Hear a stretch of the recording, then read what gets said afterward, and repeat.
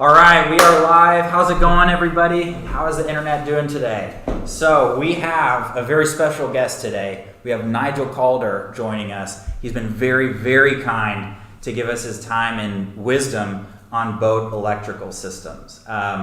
More or less, well, first of all, thank you very much for joining us today, Nigel. Well, you're welcome. It's good to be able to get some of this information out there. Yeah, absolutely, absolutely. So real quick, Nigel is an author of lots of books that we really, really highly recommend. Big fan of, now help me make sure I'm saying these right, the Cruiser's Handbook? Yes. The Cruiser's Handbook? But the one that really is relevant to this discussion is the Boat Owner's Mechanical and Electrical Manual. And that's the other big one, and you got to have that on your boat. So if you I use it myself. That's when you know it's good. I can't remember all that stuff, and there's way too much in there for anybody to remember. Absolutely. And he's also a partner at Ocean Planet Energy, yep, which we've been working with on our electrical installation. And you are a member of the American Boating and Yacht Council. I have been for over 30 years. Okay, there you go. So and Boat How To, excuse me, and, yes, and he's been working with the website boathowto.com on some really, really awesome courses on electrical systems on boats. So again, thank you so much for joining us today. Welcome. And more or less, if you want somebody who is an expert on boat electrical systems, Nigel is going to be your guy. I don't think we could find another person this side of the Mississippi who would know more about boat electrical systems. So with that, we'll get started. So thank you very much again.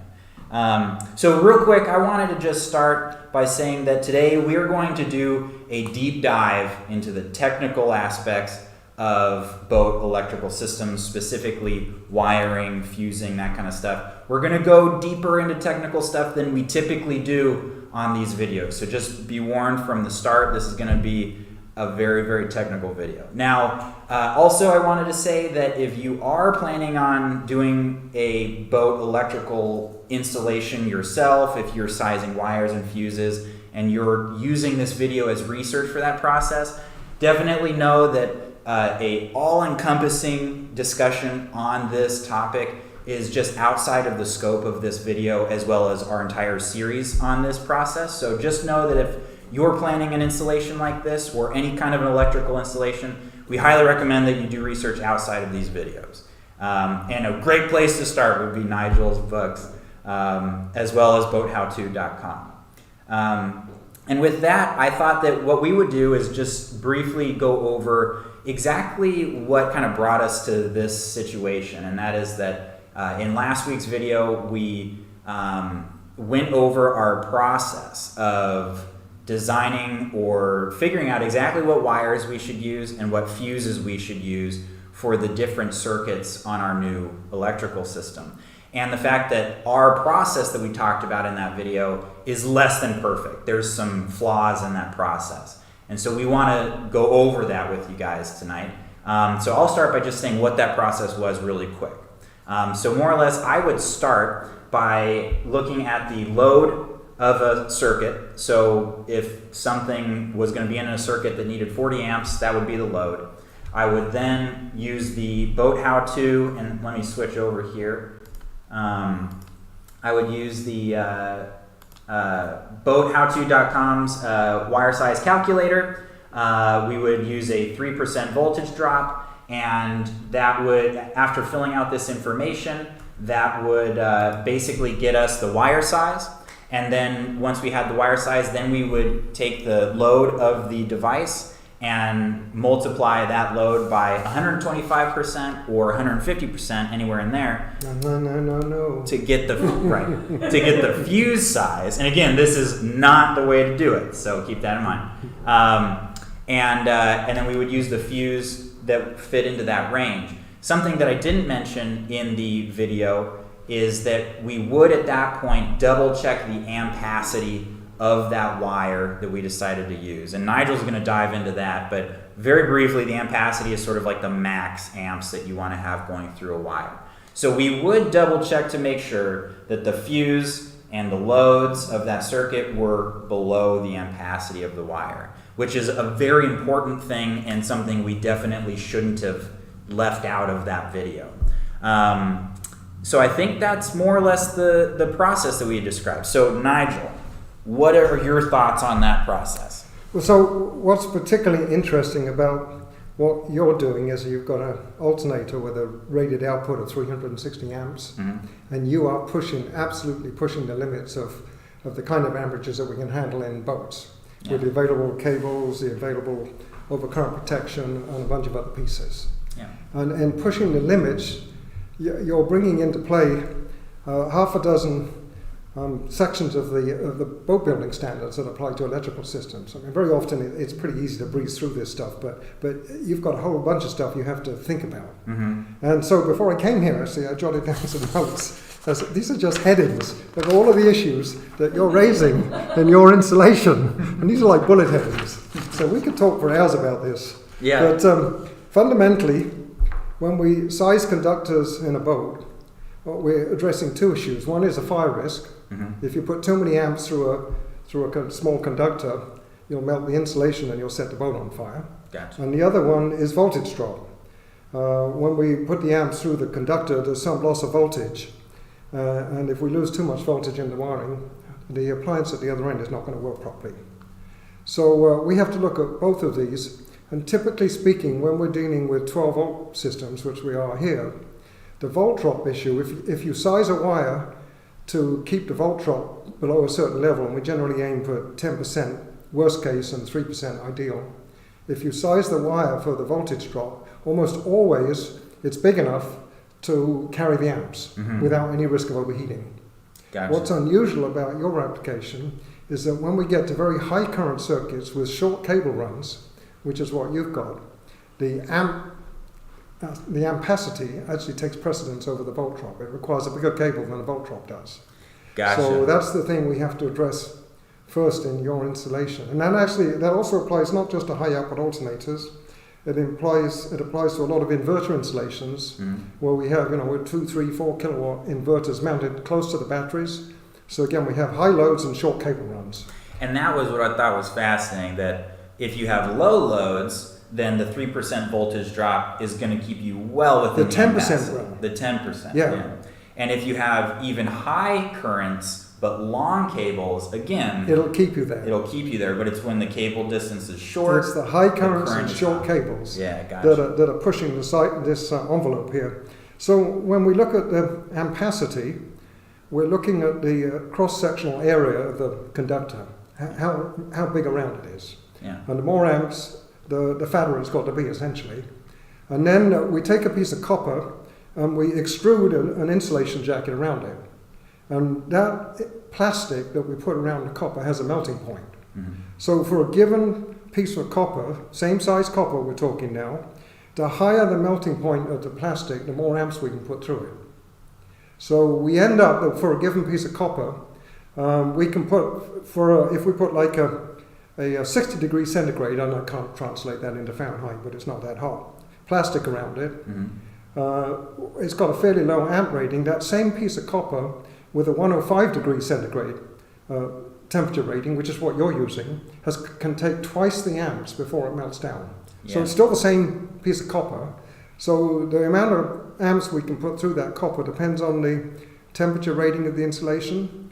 And then if we put that conductor in an engine room, which is hot, we've preheated it before we put any amps through it. So then we have to derate it for the engine room temperature. And then if we bundle it up with other cables and they're hot, they transmit their heat to it. So then we have to derate it for the bundling. So we have all of these factors that we have to put into the cable sizing calculation.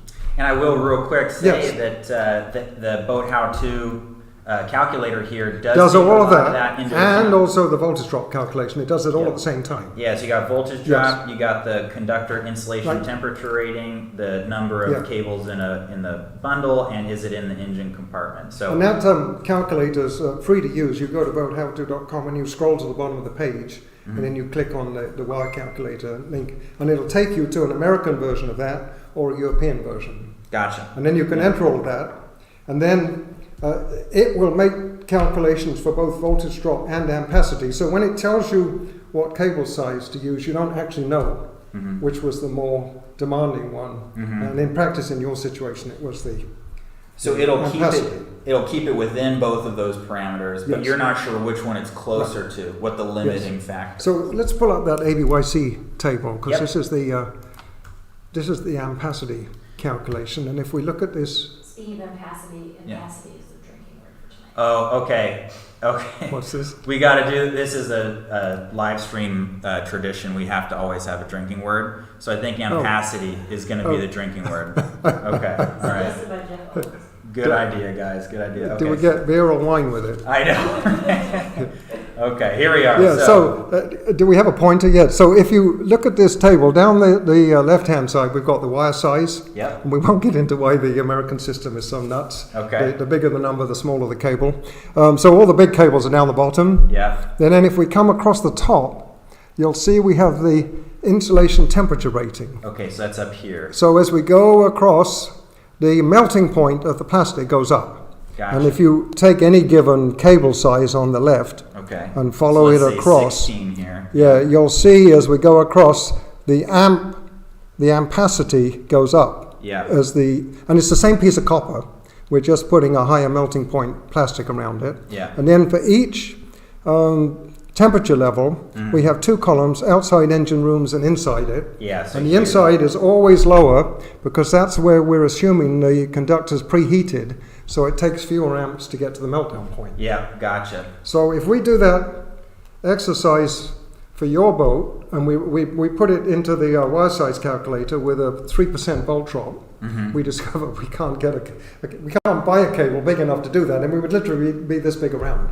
Yeah. And if we could buy it, we wouldn't be able to run it through the boat. Yeah.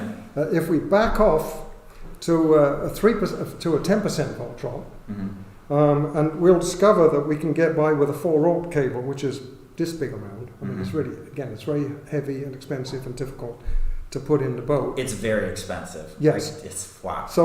So you actually chose to go with a 3-aught cable. That's So right. let's go back into that ABYC And it was because this is where you're pushing the limits of the system. Gotcha. Yeah, Right. So we're going in. So we're in a 3-aught cable. Yeah. Here's a 3-aught. And we go all the way across to the 105 degree insulation, which is what you're using, just- and we go Yep. in the engine room, and we discover that your cable is rating at, I think, at 327 amps. So. Oh, so are we in the right? We're in 4B. You're in the wrong table. Oh, sorry. We We need to gotta go go up up one. one. Yeah, this one. Okay. So You'll- here's 3-aught, and we're going over to 105 inside engine room. It's 327 amps. 327. Your alternator can put out 360 amps on paper. Yeah. So technically, your cable is undersized. Gotcha. And if we knew this was a fixed 360 amp load, I would say you just can't do this. Yeah. But in practice, the rating of an alternator is typically optimistic, and then even if it can hit its rated output, the minute it goes anywhere near 360 amps, it's going to generate a lot of heat. When it gets hot, the output goes down. So I always derate the published output of an alternator by 20%. Gotcha. We do that, it gets it down to 288 amps. Gotcha. So you're actually kind of Got fudging it. things a bit, Well, but and- you're more or less okay at 327 amps. Gotcha. And now one thing that I had a So misconception. now you put two cables in, a Right. 3-aught. Right. So let's. And I thought that was going to double the ampacity, but Well, it doesn't. It doesn't. What it does, it gives you twice as much conductor, which drops the voltage drop, because that 327 amp capability, if we actually run strictly a voltage drop number instead of an ampacity number, we would discover that 3-aught cable at 288 amps, not at 360, is causing a 10% volt drop. gotcha. If we go to 360, it's going to be, I don't know, 15, it's going to be out of spec, because we never want to see more than 10%. So you need the second cable to reduce the voltage drop, but you cannot use it to change the ampacity calculation, and I'll explain why. Let's assume we've got your two 3-aught cables connected to the alternator and then connected back to your battery bank, and then somebody's working on the boat, and then they accidentally drop one of those conductors, one end of one conductor in the bilges, and when they connect it all back up again, they don't notice it. You've now only got one conductor. Yeah. 327 amps. But if you've based your calculations on fuse sizes and so on the idea that you have two, and you've got a total ampacity of 600 amps, Mm-hmm. and you've fused your system on that, or you've fused your system, say, at 400 amps, which you did, then technically you've got an overcurrent on the cable, which is not, the fuse is not protecting it, you can melt the cable down. Right, right. Same thing can happen even if both cables are connected at both ends. A minuscule difference in the resistance in the terminals and the conductors themselves will cause big differences in the current flow. Oh, interesting. Yeah. So again, we typically rate the fuse that we're going to put on the circuit for the ampacity of a single cable, even if we have two in parallel. Mm-hmm. So now it looks like you're in trouble Right. because you've got a 327 amp rating. And if we put a 327 amp fuse on there and the system goes to 360 amps, you're likely to blow the fuse. And if you blow the fuse, you will destroy the alternator. Yeah. Which But- is bad. There's no such thing as a 327 amp fuse. So the standards say that if you don't have an exact match, you can go to the next size up. As long as it's not more than 150%, this is where you've got the 150% from. Right. As long as it's not more than 150% of the conductor ampacity. So 150% of 327 amps is over 400 amps. So we're good again. Dang it. It depends. Let's say there's actually a 330 amp fuse available. You're kind of in trouble. Yeah. Because you have to go to the next size up. You can't take the 150%. Oh. But in practice, you won't be able to find a 330 amp fuse. I think you'll have trouble finding a 350. So you end up at your 400 amp fuse, Gotcha. which you got to by the wrong logic. But and it's kind of, again, pushing the limits of where you should be. Mm-hmm. But it's almost standards compliant. Yeah. And if we derate the alternator, if we assume that the alternator really isn't going to put out typically more than 300 amps, you're actually looking reasonably okay. Yeah. And with the two cables in parallel, you're going to solve any voltage drop issues, and you're also going to reduce the heating effect on both the cables. Yeah. So one way or another, you got to something that's actually not too bad. And if you were to design it from the ground up, would you do it different? Would you prefer it to be different? I stick the 4-aught cable on there. You would do 4-aught. Yeah, there are, because the other issue that we haven't addressed here is technically when you parallel cables like that, it's considered a form of bundling. So that affects. So as I mentioned earlier, when we started, if we bundle cables, we derate them. Yeah. And then if you apply that derating, we get down to levels again at which you've got problems. Now, if we were to, and the idea of only being allowed to use the ampacity of a single cable makes perfect sense because you could potentially disconnect them.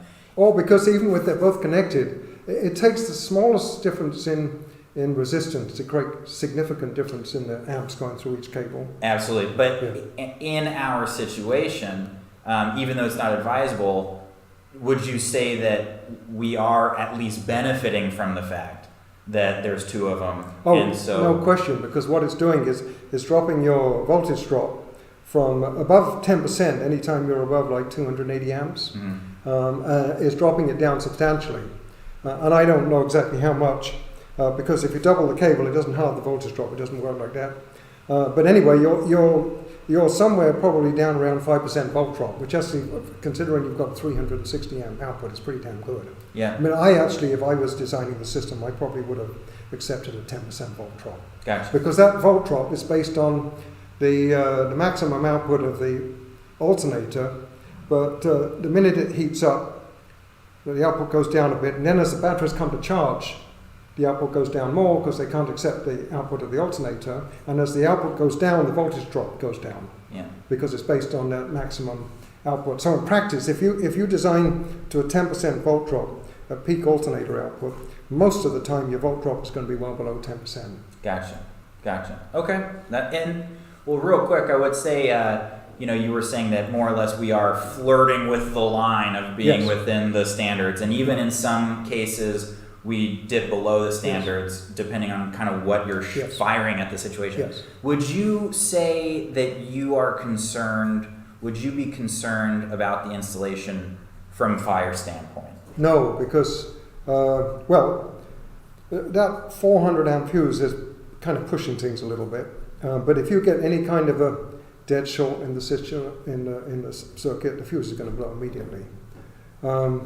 It probably would have been better to go to a lower fuse rating, because a fuse, that 400 amp fuses don't actually blow until the current goes to about 130% of the rating. Mm-hmm. So if we add another 30% on top of that, we're looking at 500 amps, somewhere around 500 amps to blow the fuse. Oh, that's probably baked into the ABYC. No, that's baked into the way they make fuses. Gotcha. So, but did ABYC take that into account when they said you can go? No, it's taken into account basically with the ampacity tables. If you run the cable that is 100% ampacity rating, there's still a fair margin before the insulation starts to melt. Gotcha. So let's say we tried to be more closer to the standards here, and we took that 3-volt cable that's rated in an engine room at 327 amps, and we did find a 330 amp fuse. We put that in the system. So, that fuse is going to blow at 130%, so another 30% on there puts us up to 400 amps anyway, which is above the 360 amp maximum output of the alternator. However, the fuse... I love it. I told you, there's a long list of stuff here. Right. The fuse is rated at 25C. Now, if that fuse happens to be in the engine room, and the engine room is running at 60 or 70C, we've derated the fuse. So now, if we push it too hard, we might find that the fuse nuisance blows, and then once again we destroy the alternator. I mean, that's if any alternator is running hard, and you open circuit the alternator, which is what happens when you blow the fuse, you destroy the alternator. Gotcha. So that raises another thing that you're going to have to look at very closely, and which a number of the listeners have to. We are typically, for these applications, we're using something called an A&L fuse. I should have brought one with me. I've got one sitting in my office. But anyway, it's a fuse holder with a couple of posts. The posts are normally stainless steel. And then we bring the conductor on. So we got the conductor terminal, and then we put the fuse on top of it, and then we bolt them together with the stainless steel. And on top of the connection there's typically a flat washer and a lock washer, and then the nut. So let's say we're doing this in the difficult tight quarters on the boat, and the light's very poor. The way we put the fuses in, they have a slot on one end that we slide around one bolt, and then they have a groove the other way that we hinge in and slide around the other bolt. Well, let's say when we do that, we don't notice that one of those stainless steel washers has dropped down. And now it's between the fuse and the conductor. Stainless steel has only less than 10% the conductivity of copper.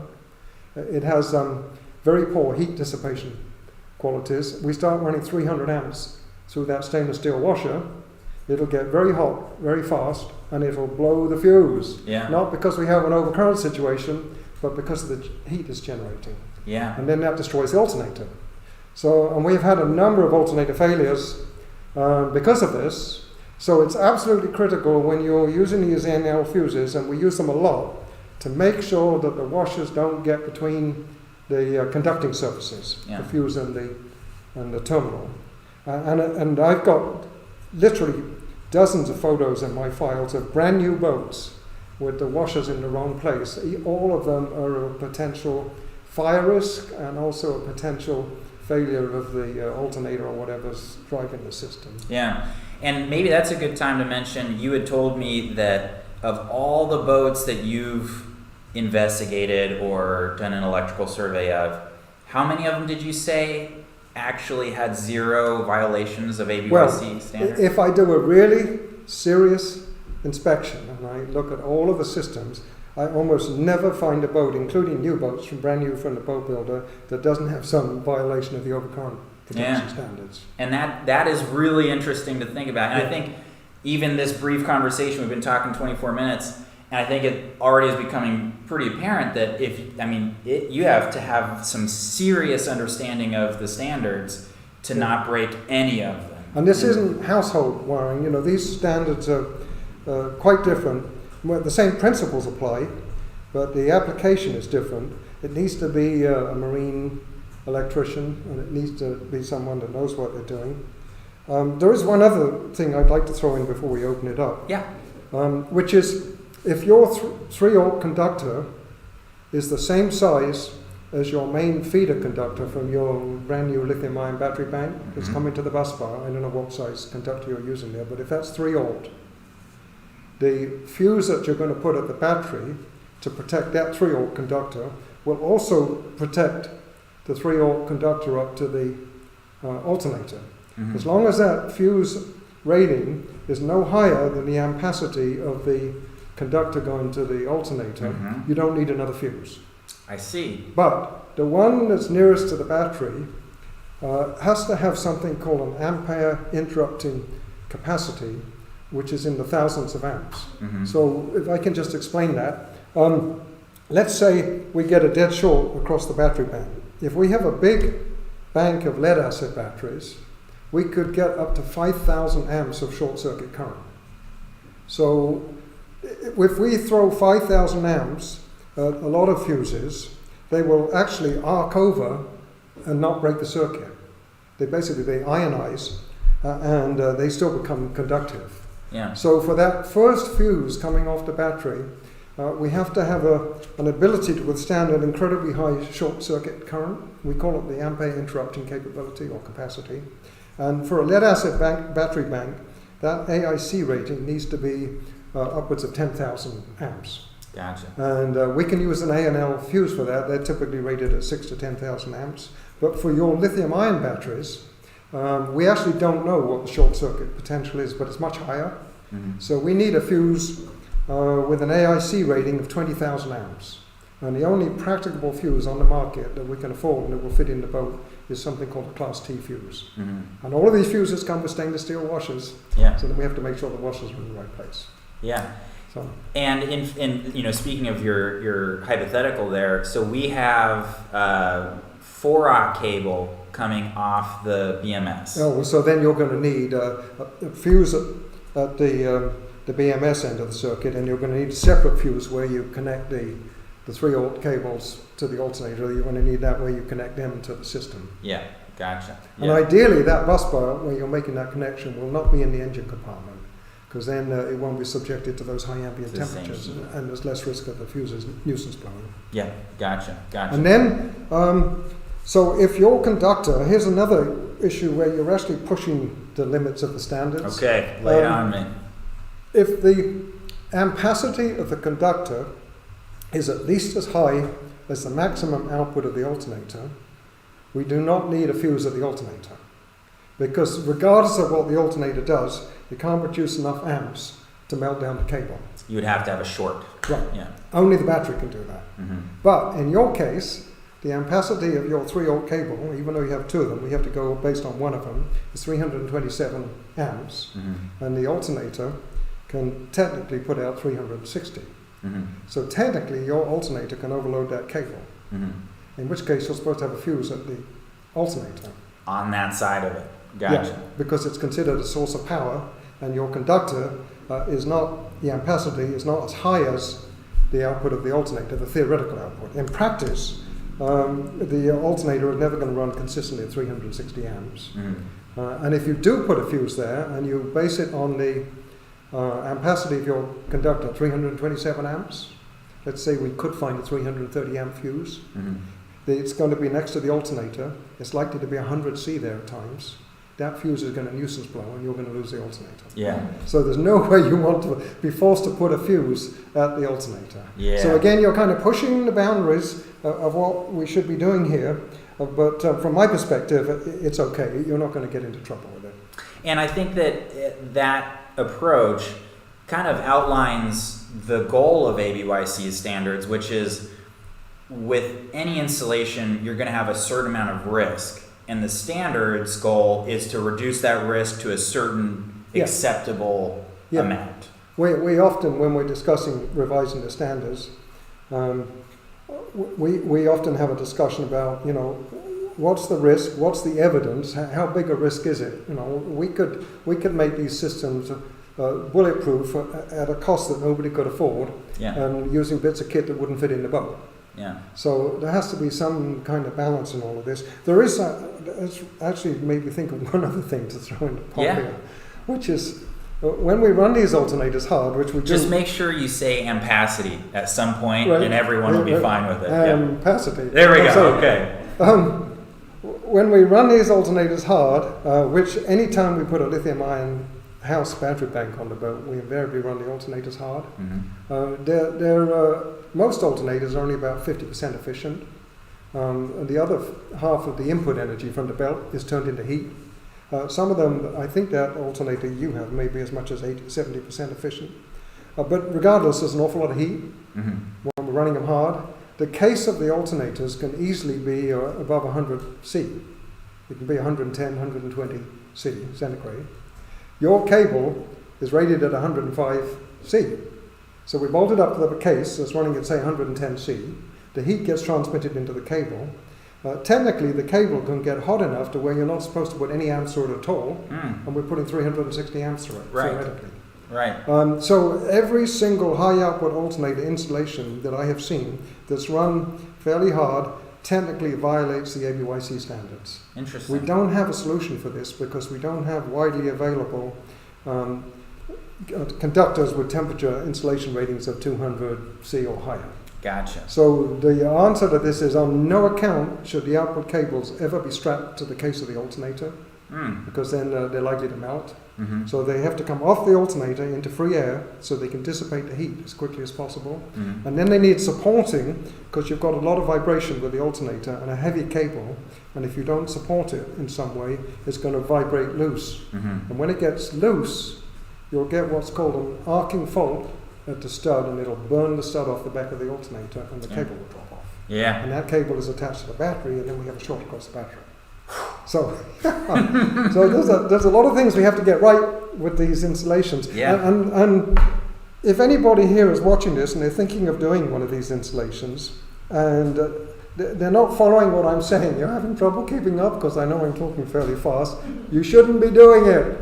Get somebody else to do it. Yeah, and that's something that I highly recommend as well. The support we've had through this has been absolutely essential. So I completely agree with Or it. do both how to. Yeah, and do both how to. Do Yes. both.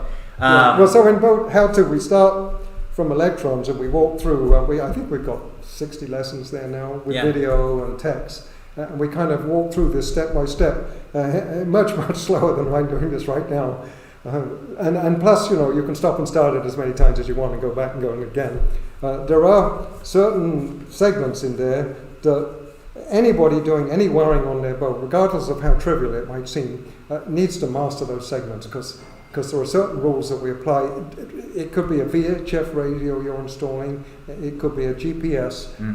Fundamentally, the same principles arrive, and you can burn a boat up with a little cable just as easily as you can burn it up with a big one. Yeah. No, that's a great point. Yeah. And it's fundamentally the same kind principles. of things. Yeah. Read the red comment. The red comment in the note. Yeah. Okay. Peter Oistov. Sorry, I can't say the last name. It says Nigel gave out dating advice. If Nigel gave out dating advice, there wouldn't be any single people left in the planet. I don't know. I think I might make it too complicated for people to get together. It's a good question. I have a feeling if he talked in his sleep, he'd say smarter things than most people do all day. I'll second that. There you go. Ampacity. And so that's actually something that, talking about the risk-reducing nature. Let me jump in here as well. Yeah, please. I have a degree in philosophy. Oh, okay. I Let's have philosophize. never been to school for any of this. Yeah. I've learned it the hard way over the course of almost 40 years now. But fundamentally, if I can learn it, anybody can learn it. Yeah, okay. So, No, I think that's a but great... it does require a certain amount of perseverance, and at the end of the day, you have to get out there and do it, because there are some things that you simply can't learn.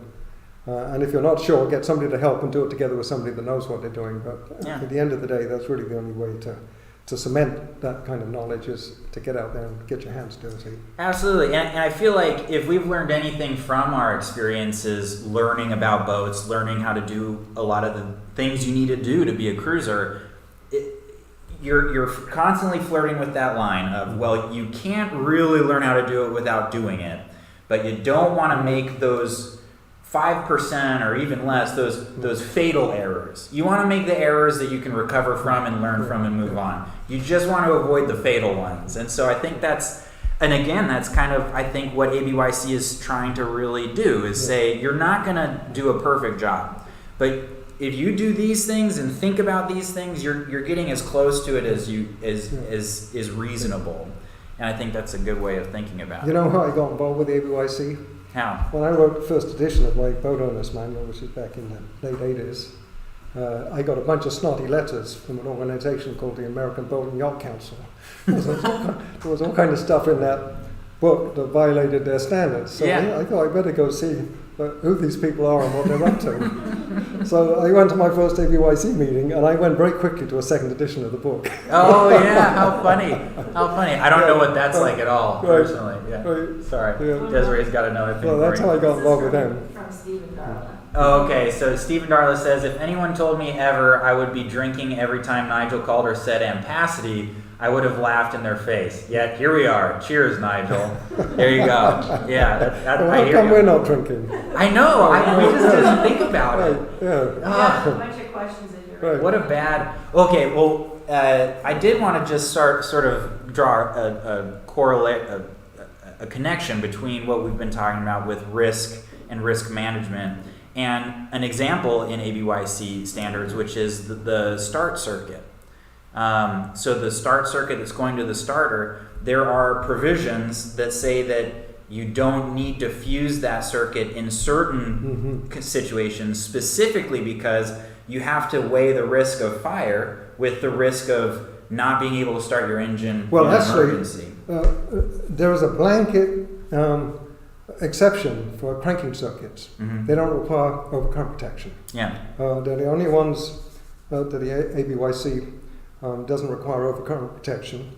There's a reason for it, actually. First of all, this comes out of the automotive world, where the battery is here and the starter motor is there and the cable is this long. It's kind of difficult to get a short circuit on it.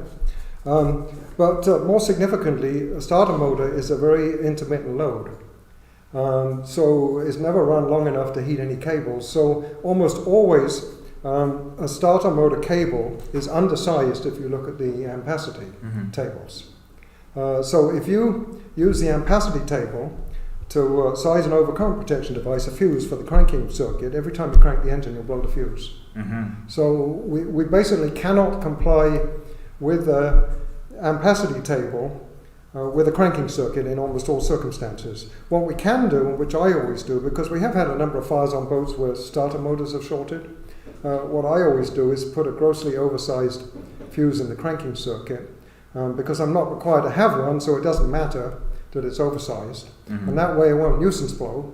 But if we get a dead short in the circuit, it'll blow anyway and protect the boat. Gotcha. So that I routinely, on a basically like up to 100 horsepower engine, which we mostly have on our sailboats, I'll put a 300 amp slow blow A&L fuse in that cranking circuit, and it'll never blow. Gotcha. Not nuisance blow, but if we get a dead short in the starter motor or in the circuit, it'll blow. Gotcha. Yeah. But correct me if I'm wrong, that the thinking behind the standard saying that you don't need a fuse in a start circuit is because of the fact that there's a risk associated with the fire that could occur, but there's also risk associated with the fact that you can't start I actually your don't engine. know. Gotcha. That was put in the standards back in the 50s. So I don't know. I've been involved since the early 90s.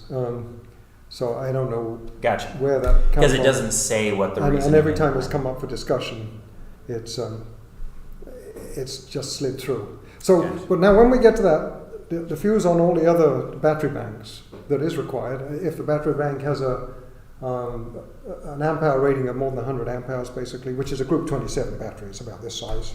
So on all of our boats, we've got a bigger house bank than that. The requirement is that fuse, and this is also frequently misunderstood, has to be as close as practicable to the battery and not to exceed 72 inches. People think they can go to 72 inches. That's not what it says. It says as close as practicable and not to exceed. Gotcha. And then there's an additional requirement. The section that's between the battery and the fuse which is unprotected, Mm. has to have additional sheathing on it. I almost never see that. Yeah. And that's to kind of double protect against a potential short circuit. Yeah. Gotcha. That's not weird. Well, and we've talked about that, and I did think that was interesting. That I've been trying to figure out for a little while what the idea behind the distances in the standards are, and it's because basically with every additional inch, you increase your risk of chafe Yes. and a short. Yeah, so we recognize it's often difficult to get the fuse next to the battery post because you've got to get out of the battery box and get a bit away from there. So that's where the 72-inch rule came from. And it used to be you could go to 72 inches, period. But we changed it probably a decade ago to as close as practicable and not to exceed. Gotcha. Yeah, gotcha. Well, we've got a bunch of questions, but I know you had a whole list of things. No, that's all wanted to right. go through. We kind of skimmed through most of them. Is there anything you'd like to? Well, there is one other. You have a wake speed regulator on that alternator. Yeah. It's the most sophisticated regulator on the market at the moment. And you can actually set a current limit in that alternator regulator.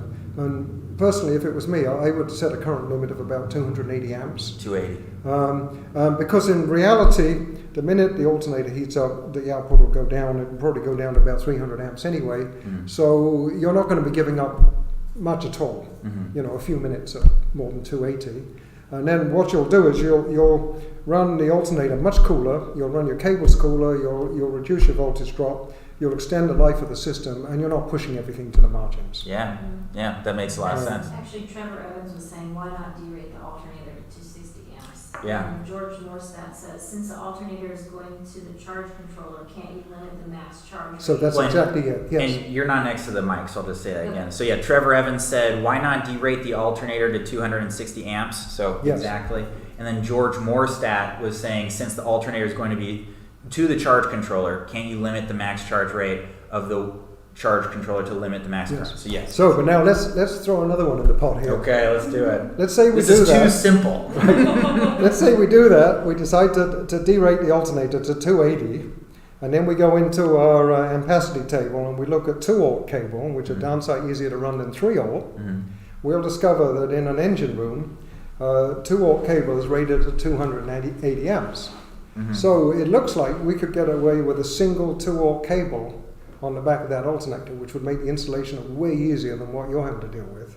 However, we now run into the problem that if the alternator controller fails and the alternator goes to 360 amps, the conductor can't handle that. So we have to put a 280 amp fuse on the conductor at the alternator. If we put a 280 amp fuse on there and it goes to 100 degrees centigrade, that derates that 280 amp fuse to maybe 200 amps, and we nuisance blow the fuse and we lose the alternator. Yeah. So even though it looks like by derating the alternator we might be able to downsize the conductors a lot, in practice we still should size the conductors based on the theoretical maximum output of the alternator or something close to it. Otherwise we're going to have to put a fuse up at the alternator and then we're going to run into trouble. Gotcha. You know what this reminds me of is, what were those books where you could choose your own story? And like, out of the 10 different options, like 9 of them you die.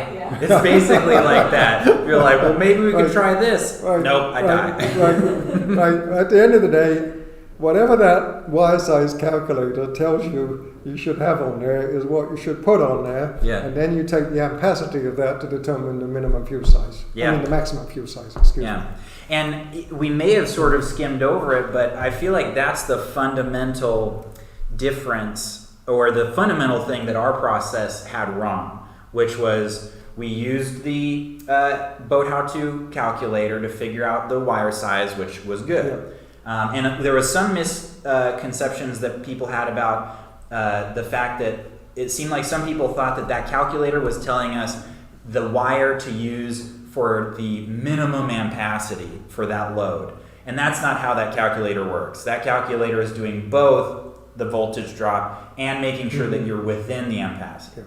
So good wire to use. Then what we did wrong was that instead of making a fuse that's 125 to 150% of the load, and then making sure it's within the ampacity. Nigel says we need to go the opposite way.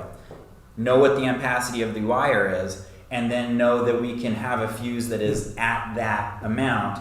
And if we feel like that's excessive for whatever reason because the load is quite low, then we can reduce the fuse size if necessary. So you start from the maximum load on the circuit, whether or not it's in an engine room, the temperature rating of the insulation. Let's go back to that ABYC table. Yep. And then, no, I mean the ABYC. Oh, excuse me. So, We because have that that's got the voltage drop in there and confusing things as well. Well, let's take the 105 degree column inside engine rooms and just run down it. Okay. So we're going And down. really, you've got a 360 amp output, and you should go not below that, but above it if you have to. Puts it at 378. It puts it at 4-aught cable. Yeah. So it's basically it's as simple as that, essentially. And then you have to take that 378 amps, and you say that's the maximum overcurrent rating we can use. Well, there is no 378 amp fuse, so we can go a little higher. And the next one up is 400 amps. Yeah. So, and then you're done and dusted. Right. Now, in your case, you move down a slot to the 3-aught, so now we're at 327, and then we start to run into these judgment calls. Because really, and in practice, because it's an alternator, and because it will never run at 360 amps for more than a few seconds, we're kind of good to go to do this, but then we have to start making these judgment calls. Yeah. If we just went straight to the 4-aught cable and sized the overcurrent protection based on that, there would be no further discussion. Yeah. Yeah. Gotcha. And typically, if we go to the wire sizer, we see the cable size it recommends, and then we work from that.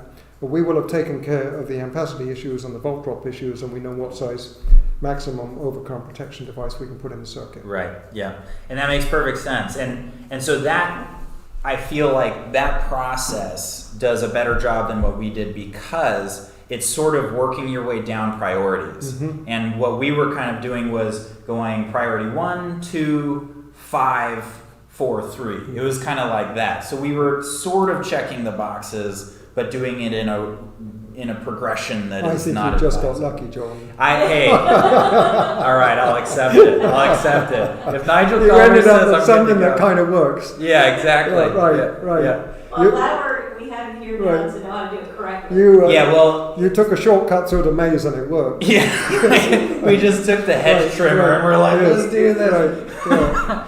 Yeah, I am very happy to hear that we don't need to get rid of all that 3-aught cable and put in. Yeah. So how much is that a foot to buy it? Oh my gosh, I can't remember off the top of my head, but it's it probably was not far off $20 a foot. As Neil would say, it's psychedelically expensive. Yes, Yeah. and then the terminals are probably $3 or $4 a piece. Right. And then the heat shrink is like $1 or $2 an inch. Right. Yeah. I think we figured it out, and just the cable run for the alternator cost us something like $800. Yes. Yeah.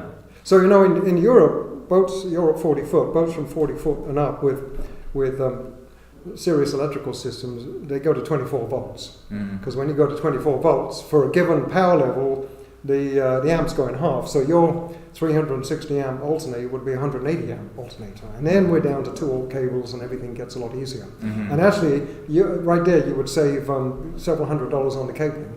Just for that alternator installation. Right. Just by going to a higher voltage. And that's a question from Ed Burke and Roman Pincher.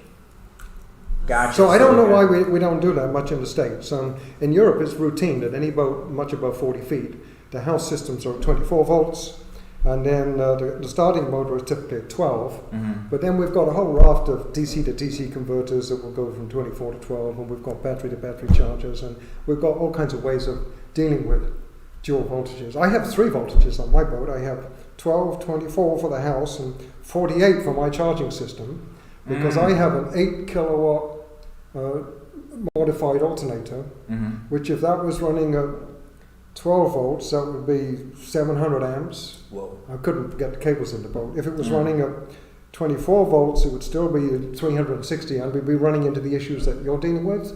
But by going to 48 volts, I drop it down to 167 amps. Yeah, interesting. And then I have to have a 48 volt battery bank, which is my principal battery bank on the boat, and then I have buffer banks small banks at 24 and 12 volts, and DC to DC converters to feed them.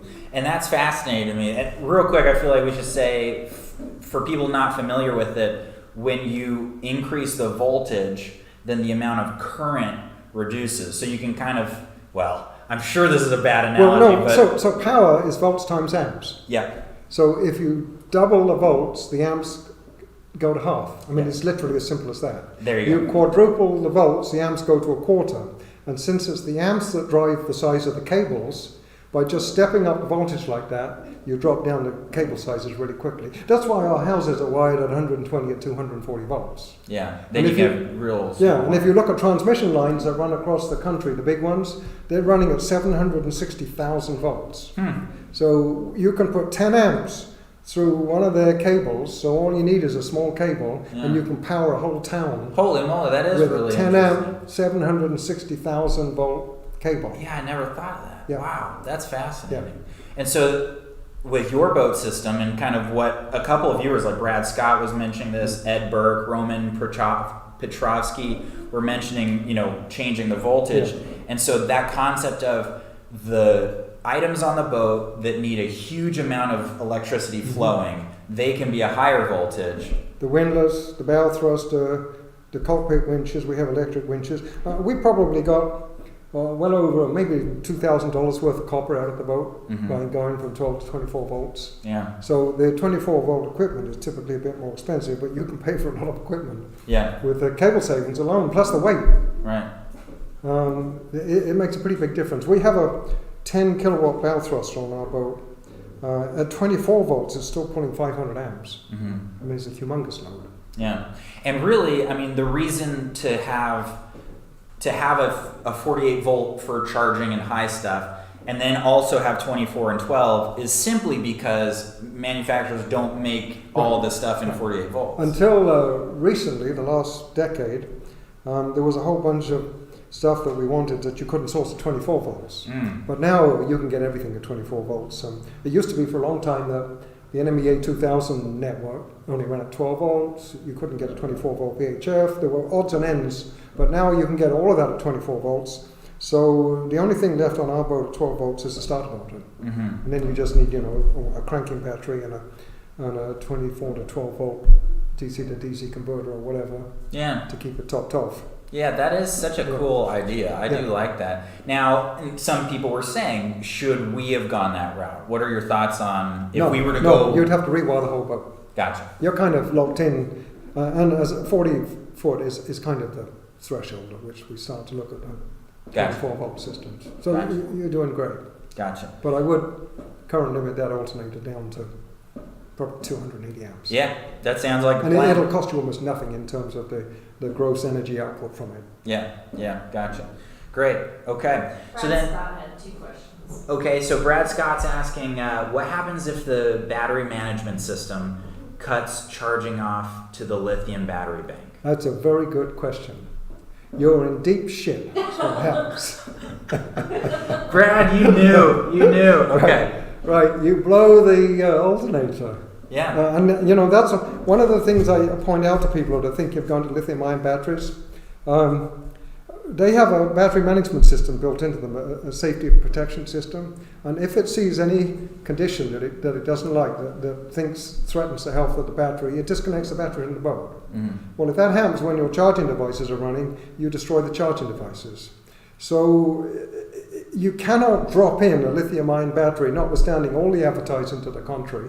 You can't safely drop in a lithium-ion battery in place of a lead-acid battery. That battery has to be communicating with the charging devices, which yours will through the wake speed regulator. And then if that BMS, battery management system, sees a condition it doesn't like, an overcharge condition, it will instruct the wake speed to shut down the alternator. Gotcha. And so you have to have that level of communication between the lithium-ion batteries and the charging devices. We don't need it in the lead-acid world because we don't just disconnect the batteries, but in the lithium-ion world, and you can get conditions. For example, we've had on a trawler yacht, unbeknownst to us, it had both bow and stern thrusters, and they operated them at the same time. Those BMSs have a current limit, which is something else we never have associated with a lead-acid battery. And because that current limit was exceeded by the bow stern thrusters, it just disconnected the batteries from the boat. And of course, this happens at the worst possible time when you're trying to dock the boat, and all of a sudden you're dead in the water. So it's really important to have that level of communication between the batteries and the charging systems. And I thought that was really interesting that the BMS on our system communicates with the alternator via a CAN bus network. So kind of like NMEA 2000. It's just be able to transfer information. Yeah, it's the same technology. Yeah. Yep, and then all of that data can be displayed probably on a multifunction display. I'm not sure the level of the capability at the minute, whether they've got the necessary interpreters, so to speak. Yeah. That wake speed regulator also, you can get external communication with it, and you can do remote troubleshooting, and all of the parameters that it's monitoring, which is a couple of dozen, can be monitored remotely. It's a terrific troubleshooting tool. Yeah. Yeah, and in fact, that's something Bruce from Ocean Planet Energy is coming by tomorrow morning to go over the OPE tether. Oh, the setup, yeah. So we got a little thing that plugs into that. Then you can pull it up on your smartphone. Yeah, and you get these drop-down menus. Because it's got so many features, it makes it a bit of a bear to program. But you can't have all those features without some kind of programming difficulty.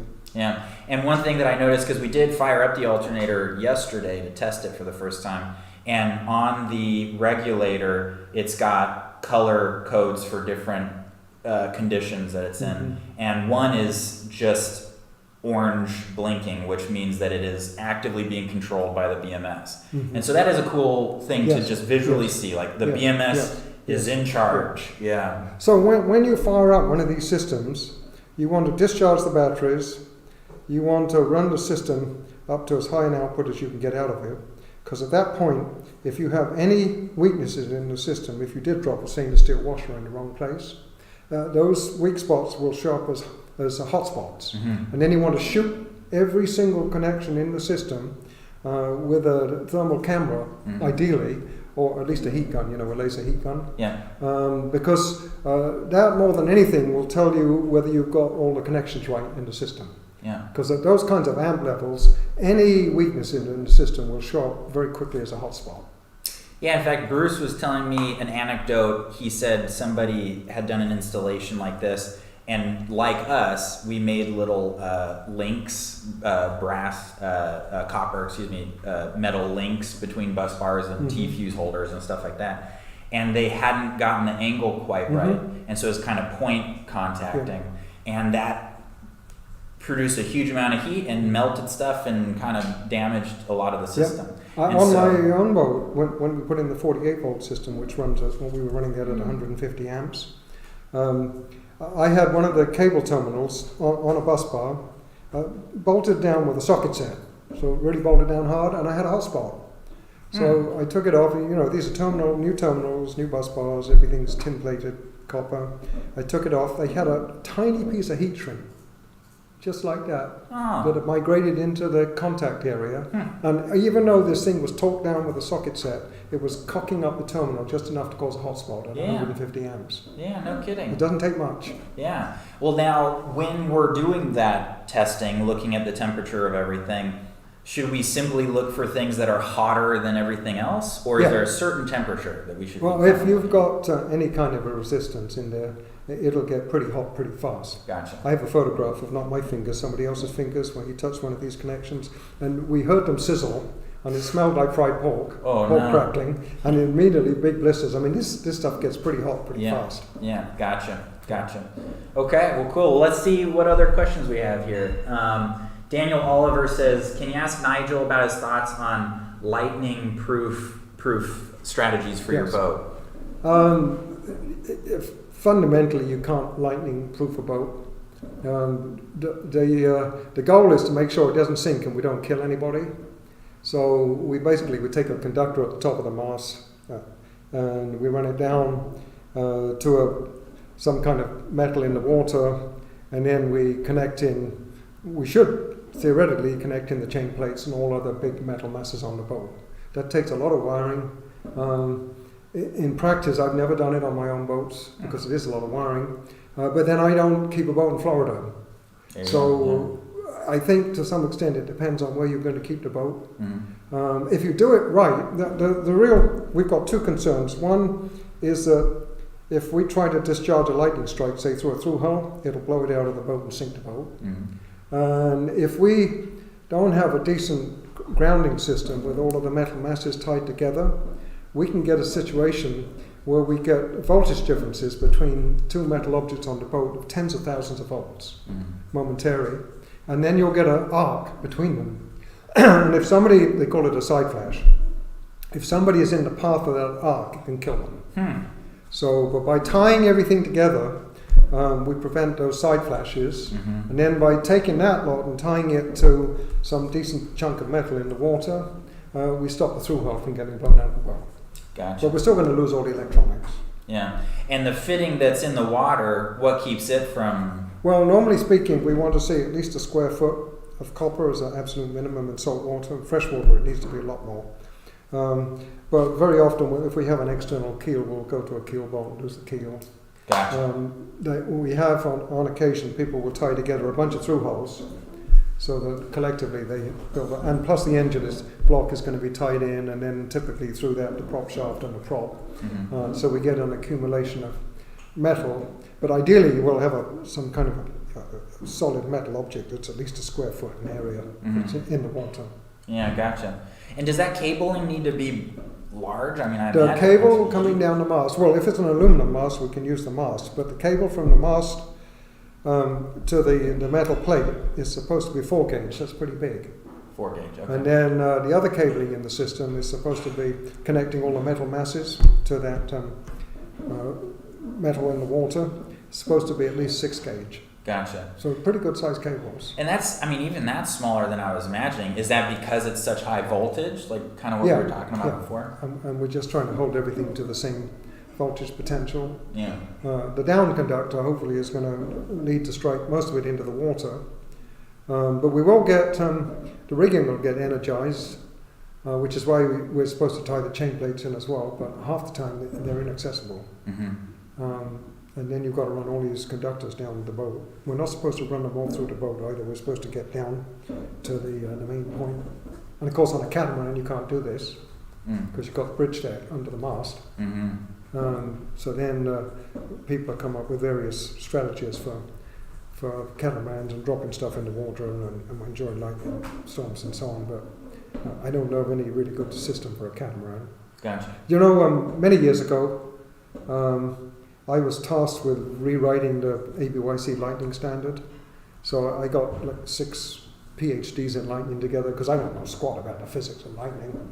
And so I picked their brains, and at the end of the day, the ABYC decided that there wasn't enough scientific evidence to fully justify the standard.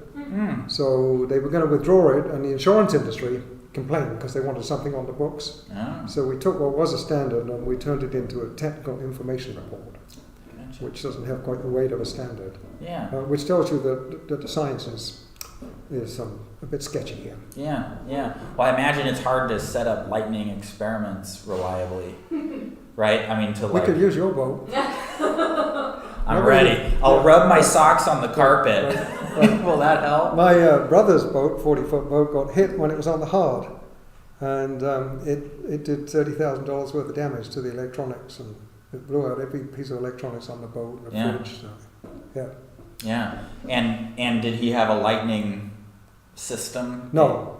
Most boat builders don't put them in because they're quite expensive. It's a lot of wiring. Gotcha. So for the situation, like for a through hole to blow out, or I've even heard like waterline perforation is possible. Yep.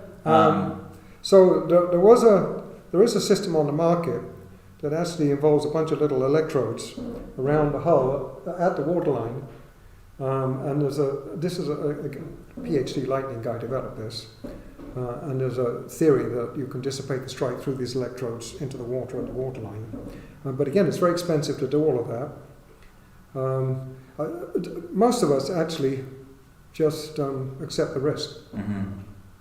Yeah, because even at the end of the day, like you're describing, you're not going to save that $30,000 worth of electronics no matter what you do. You're just going to reduce your risk of catastrophic. So I carry at least fairly small-scale paper charts, and I have a GPS in a metal tin, so that if all the electronics get fried, I've got a functioning GPS on the boat, because the metal tin will protect the GPS, and I've got some paper charts to get home. And anything, I mean, any metal box or tin in particular? No, as long as it's got, at least my understanding is it'll do it. We've never tested it. Just a metal tin. Well, bring it over. Let's do this. A lot of cruisers used to stick in the days when we all had handheld GPSs and they weren't built into our chart plotters. Used to put the GPS in the oven when they were in lightning storms, and then some of them forgot they were in the oven and fried the GPSs. So it's better to have a metal tin and just put it in the tin. Yeah, I got So I've got it's a 10-year-old GPS, probably older than that now, from before the days we had chart plotters. It's actually 20 years old. Still works fine. Yeah. And I just keep it in the tin. I like that idea. We should do that. Okay, so we got Brad Scott with another follow-up question. It says, if the lithiums are downstream from the charging battery and are charged by a DC-to-DC charger from the charging battery, if the BMS shuts off, will it still fry a conventional alternator? It depends entirely whether if the alternator is wired to the lithium batteries, yes, and if it's wired to the other batteries and it's still if it's still connected to a battery, it's not going to fry. Yeah, so I think his question is sort of the fact that there's still some electricity leaving the lithium system via the DC to DC charger, assuming that's connected to the charging bus. Does that The key here is whether or not the alternator is still connected to a battery. Yeah, gotcha. If it is, all of a sudden probably the voltage will spike on the battery because we've removed some of the other batteries that are being charged. The regulator will sense that and immediately back off on the alternator output, but it's not going to wreck the alternator. Yeah. Now, something worth talking about here is that the batteries that we went with, Lithionics, has a dual channel BMS, yes, which means that it's got two positive connections, the load and the charge. Yeah. And a lot of the reasoning behind that is so that if there's some kind of a problem, like the batteries get discharged to a dangerously low level, it can shut off the load side, but not the charge side. So you don't end up ruining your alternator. You're able well, that's it. And conversely, on the charge side, if the battery, the BMS, sees an overcharge situation and it can't stop it, it can disconnect the charging devices, which will ruin your alternator. Which will. But at least you can still run the boat because the load side is still connected. Gotcha. And you're not all of a sudden dead in the water just as you're trying to go through the Fort Pierce Inlet in some serious following seas, and all of a sudden the boat's dead in the water. Right.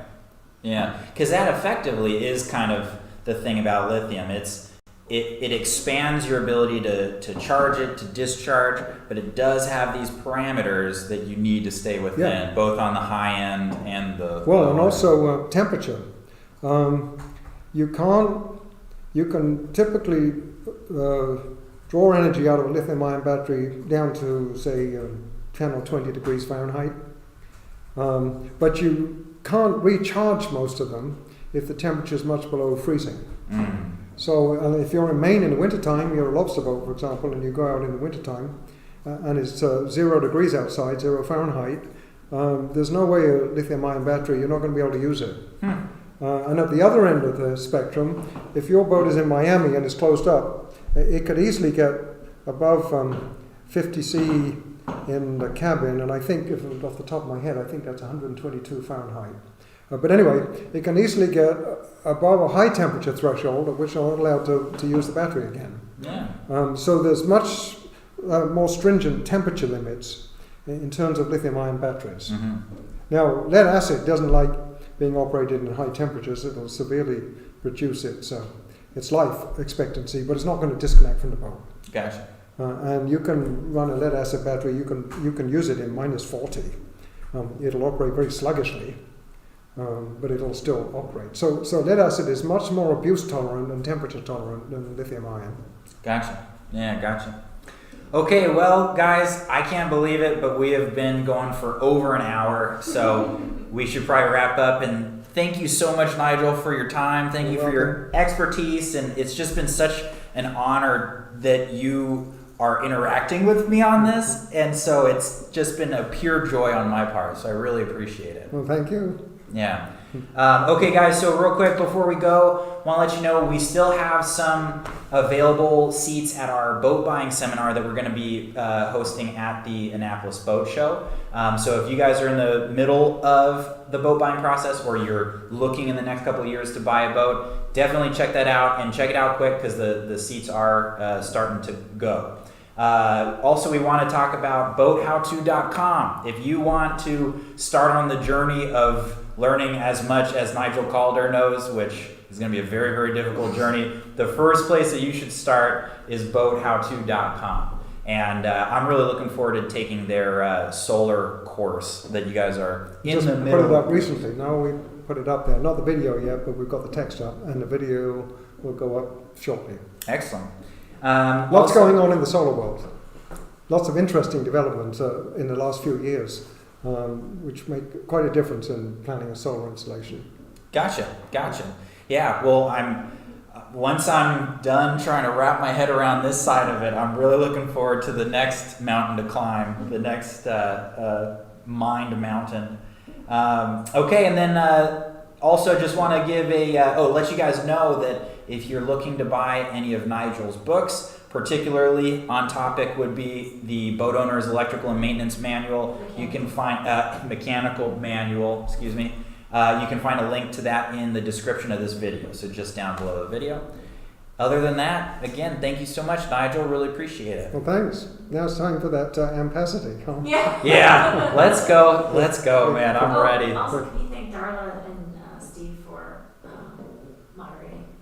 Oh, yeah, and Steve and Darla, thank you so much for moderating. That's awesome, guys. Really appreciate that. Thank you guys for joining us for the most technical video yet. Hope you guys enjoyed it. Hope you guys learned something, and can't wait to see you guys with our next episode, which should be coming not this weekend, but the next weekend. We are hoping to sail south to Annapolis starting on Friday, which is the goal right now, which I don't know how realistic that is, but we're trying to visualize. We're really hoping we can make it happen.